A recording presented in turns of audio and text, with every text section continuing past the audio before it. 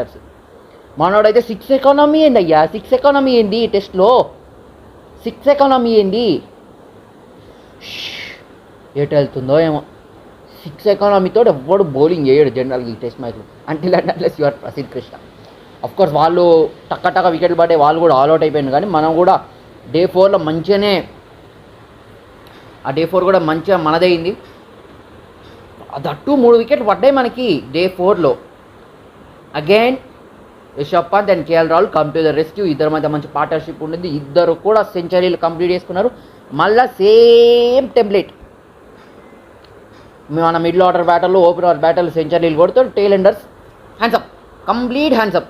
మళ్ళా ఇక వాళ్ళకి ఎంత కావాలరా టార్గెట్ అని మనం మాట్లాడుకుంటే కనుక ఇట్స్ అరౌండ్ 375 బాస్. ఇది డిఫెండబుల్ స్కోర్ బాస్, ఇది డిఫెండ్ చేసుకోవచ్చు.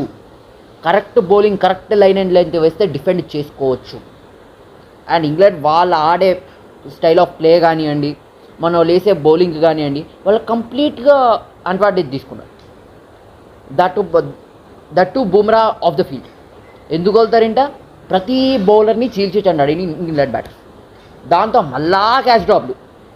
జయసాల్ అయితే 1 కాదు 2 కాదు 4 క్యాచ్లు వదిలి నిలిపాడు దాకా ఈ మ్యాచ్లో. దీన్ని ఖచ్చితంగా సార్ట్అవుట్ చేసుకోవాలి. ఫీల్డింగ్ పరంగాను బౌలింగ్ పరంగాను మనం ఖచ్చితంగా దీన్ని సార్ట్అవుట్ చేసుకోవాల్సిన అవసరం ఎంతైనా ఉన్నది. ప్రసిద్ధ్ కృష్ణ ప్లేస్లో హర్షదీప్ సింగ్ ఖచ్చితంగా రావాల్సింది, because he can swing the ball. ఇలాంటి కండిషన్స్ హర్షదీప్ చాలా ఇంపార్టెంట్ బౌలర్గా ఉండబోతాడు. అండ్ చెప్తున్నా కదా, హర్షదీప్ స్క్వాడ్లోకి వస్తే మాత్రం అదొక డిఫరెంట్ వెరైటీ ఉంటుందని నా పర్సనల్ ఫీలింగ్. అండ్ మళ్ళీ చెప్తున్నా, ఫీల్డింగ్ షుడ్ ఇంప్రూవ్. ఫీల్డింగ్ ఖచ్చితంగా ఇంప్రూవ్ అవ్వాల్సిన అవసరం ఎంతైనా ఉన్నది. మన వాళ్ళు క్యాజువల్ డ్రాపులు చేసుకుంటా ఇలా చేసుకుంటే మాత్రం వాళ్ళ స్టైల్ ఆఫ్ ప్లేకి మనం క్యాజువల్ డ్రాపులు చేస్తే ఎందుకు వెళ్తారు. ఇంకా కొట్టుడు 375 విత్ ఈజ్ 5 వికెట్లతోటి అహాం సమర్పయామి మనం ఇచ్చేసినాం వాళ్ళకి మ్యాచ్. దాంట్లో డకెట్ 149. ఈ డకెట్ ఎవడో కానీ బకెట్లో కొద్ది రన్లు ఫిల్ చేస్తున్నాడు ఇంగ్లాండ్కి అయితే మాత్రం. జాక్ ట్రాలీ కూడా ఒక మంచి హాఫ్ సెంచరీ కొట్టి వెళ్ళిపోయింది. ఆ తర్వాత క్లచ్ ప్లేయర్ బెన్ స్టోక్స్ కూడా అవుట్ అయిపోయింది. ఇక తర్వాత రూట్ గురించి అందరికీ తెలిసిందే. సెట్ అయినంటే మాత్రం మ్యారథాన్ ఇన్నింగ్స్ ఆడతాడు, ఇక్కడ కూడా అలాంటి ఇన్నింగ్స్ ఆడిండు.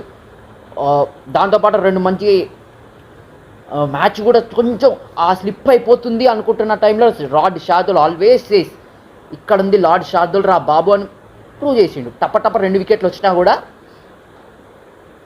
ఇక ఇండియా మనకు ఖచ్చితంగా కొంచెం ఛాన్స్ అయితే ఉండింది. But it's all about England. మనం క్యాచ్లు వదిలి, మళ్ళీ చెప్తున్నా, క్యాచ్లు వదిలిన గంతగానే క్యాచ్లు వదిలేక వాళ్ళు ఎందుకు ఊరుకుంటారు ఇంకా.